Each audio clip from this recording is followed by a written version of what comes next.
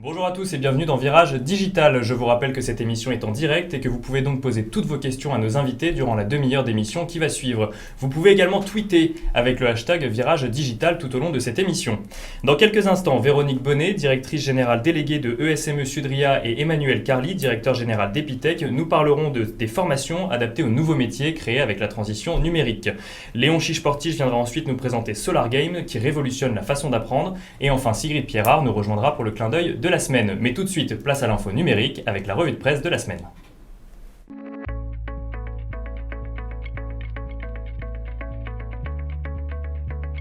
La voiture passe en mode pilote automatique. Tesla annonce que la prochaine mise à jour du logiciel de ses voitures inclura une fonction autopilote.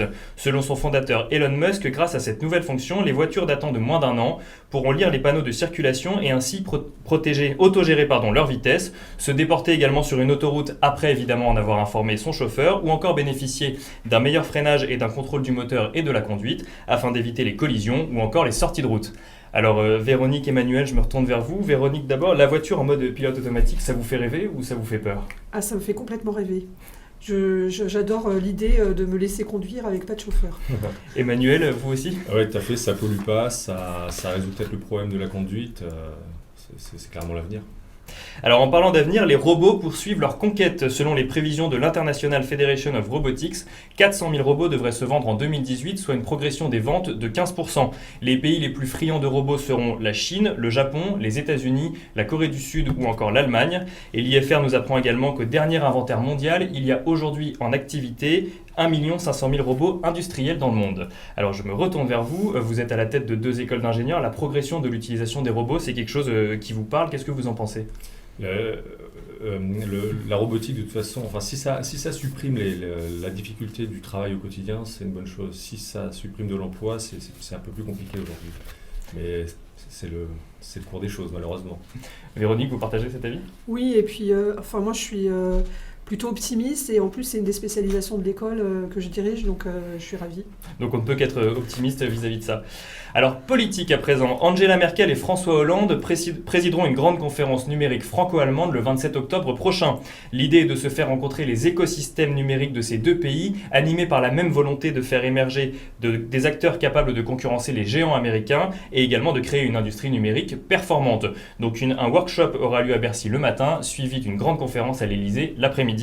Donc Véronique, Emmanuel, le gouvernement, quelque part, s'arrête plus d'envoyer des signaux positifs en matière de transformation numérique. Est-ce que c'est une bonne chose ?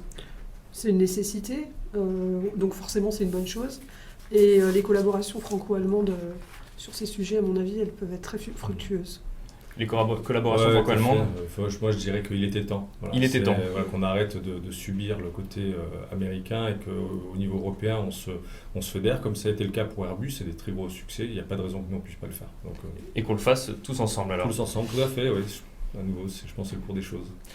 Et enfin, une information non pas moins essentielle, nous sommes aujourd'hui le 21 octobre 2015 et c'est aujourd'hui qu'est attendu Marty McFly dans sa DeLorean qui lui permet de voyager dans le temps. Je vous parle bien sûr du fameux film Retour vers le futur et plus précisément du deuxième opus.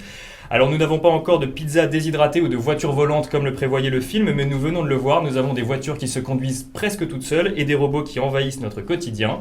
Alors, Véronique, Emmanuel, est-ce qu'on est dans le futur aujourd'hui ? Tant qu'on aura des lendemains, on ne sera pas dans le futur. Donc, et puis, je cherche Marty depuis ce matin, 7h28, je ne l'ai pas trouvé. Il est censé être arrivé à 7h28, mais on ne l'a toujours pas croisé. Voilà. Ça m'a fait beaucoup marcher du coup dans Paris, mais bon. Véronique, le futur, c'est là où on va, donc voilà, tant mieux qu'il y ait encore du futur et on ne sera jamais dedans. Eh bien parfait, parce que le futur, c'est la deuxième partie de cette émission, le débat.